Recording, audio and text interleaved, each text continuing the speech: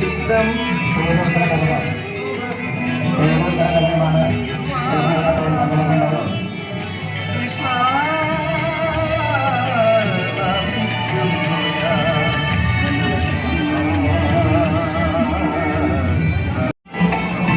തടസ്സങ്ങൾ ഉണ്ടാകാതെ ശോഭയാത്ര ക്രമീകരിക്കേണ്ടതാണ്.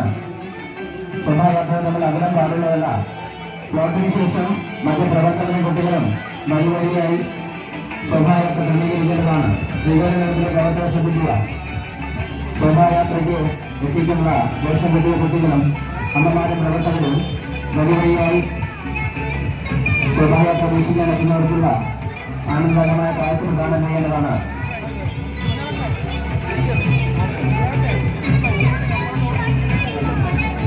ശോഭായാത്രയിലെ പ്ലോട്ടുകൾ തമ്മിൽ അകലം കുറയ്ക്കേണ്ടതാണ്.